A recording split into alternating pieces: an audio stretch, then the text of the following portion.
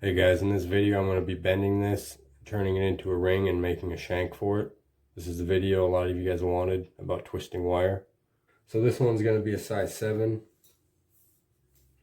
This is not a custom order, this is just a regular order off of Etsy, so I don't have to do any special measurements. This is a strip I had purchased from Rio Grande a few months ago. It's, I think, 24 gauge, 6mm wide strip. The only thing I use this on would be like my crucifix pendants to do the walls on them, or my standard Etsy rings, the spinner ones on there. If you have an order from me and it's a custom measurement, I do it all by hand. I forge the ingot and everything.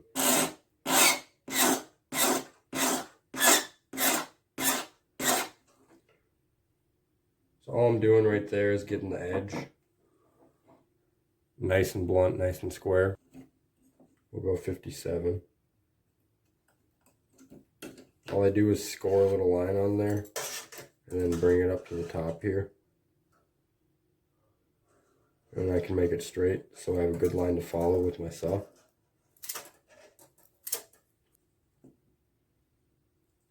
Lubricate my saw here.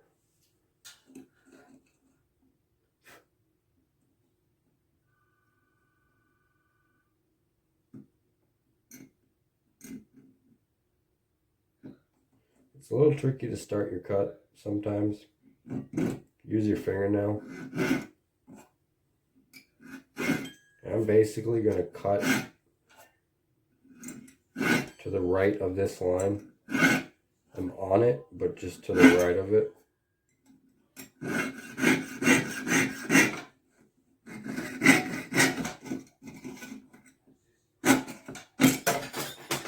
I love that sound it makes when the saw goes through this thin metal. Alright, now I'm going to square this up as best I can.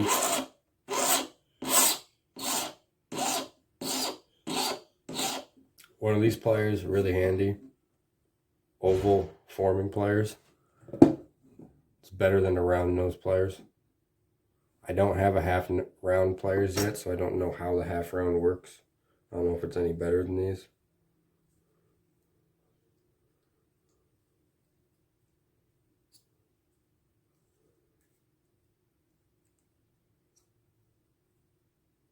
And all you're going to do is bend it close.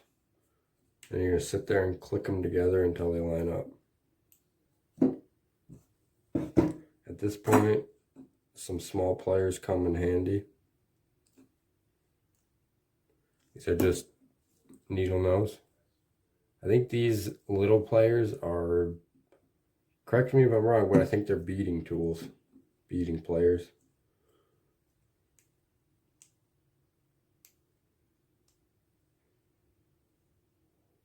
Alright, we got her lined up pretty good there.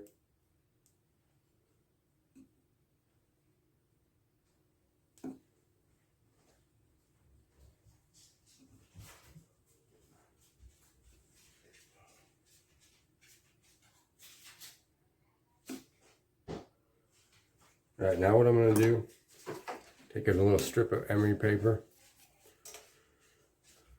I'm just going to very slightly open up this gap so that I can hold that piece of paper there, and then just run it through.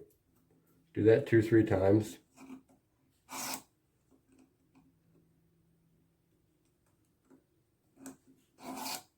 And the last time you do it, make sure you're not touching it where the sandpaper, where the Emory paper is scraping.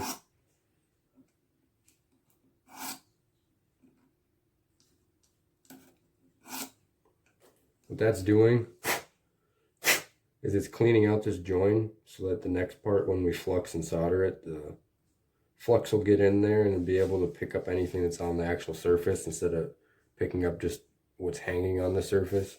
So you know how stuff attaches itself, and then there's other stuff that just kind of sticks. Alright guys, now that we got our strip cut and our 2 outer rings cut, the strip is cut at 55, the 2 outer rings are cut at 58mm.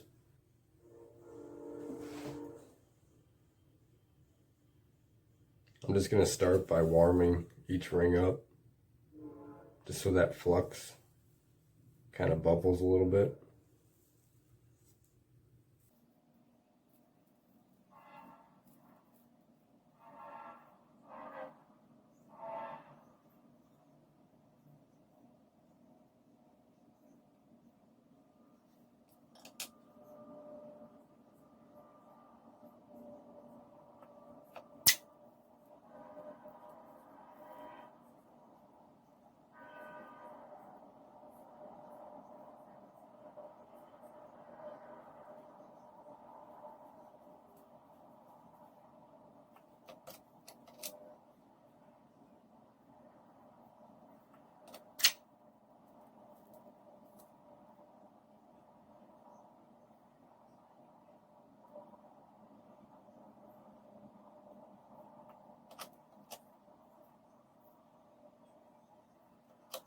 Okay, now that we got our rings soldered here, before we go to stretching them, we are going to have to clean this excess solder off.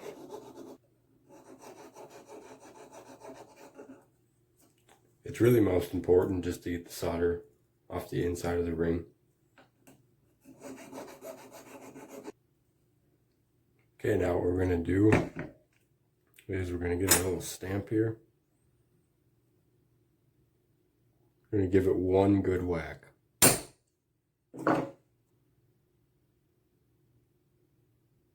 Now we're going to stretch them.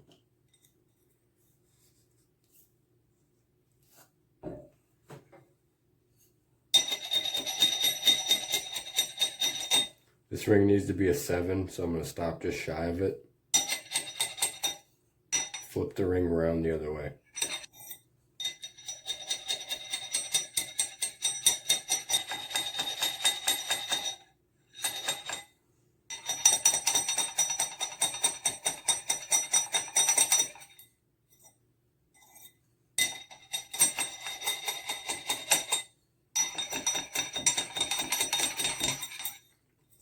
Alright, if I need to do any more stretching after this, I'll do that.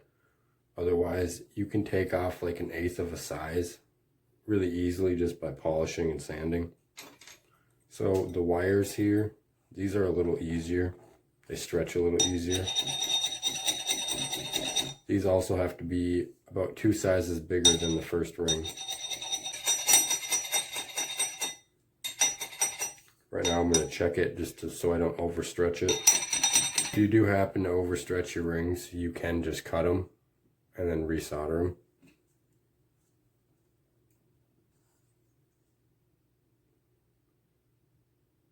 Okay, so that's nearly there.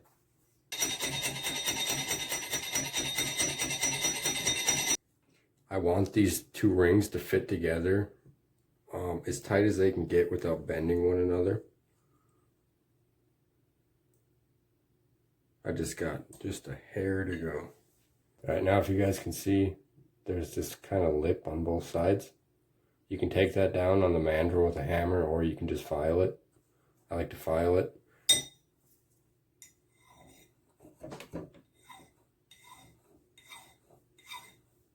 We're just going to take really light shavings.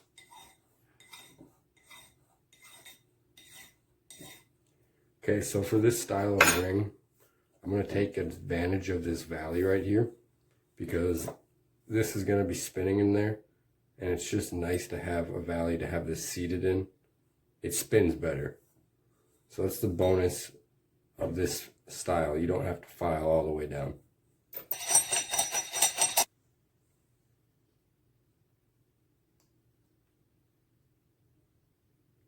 Alright, this one might fit. All I do is I take my anvil here. I got a little chunk of steel that's flat.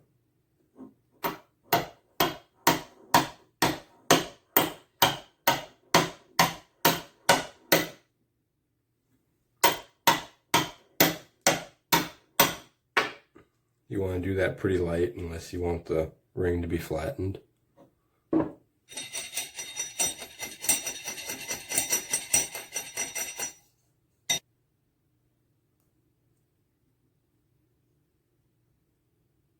With a shank this thin, you don't want to force the ring on because you'll actually bend the edge over.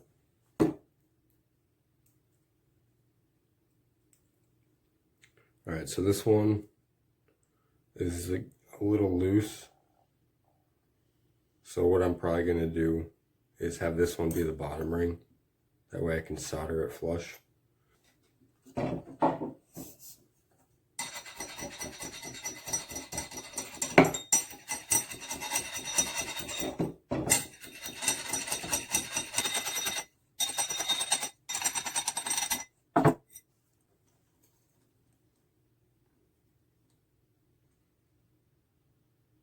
Alright, just a little more.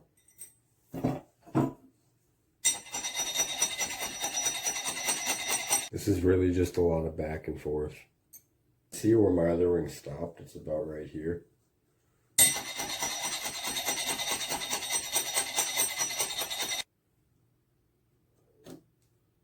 Alright, that's going to fit nice and tight.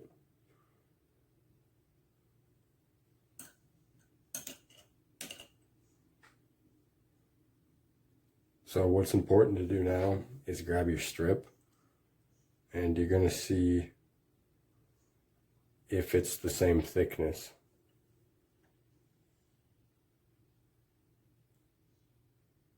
So this one will work just fine. We might take a saw to it and resolder it.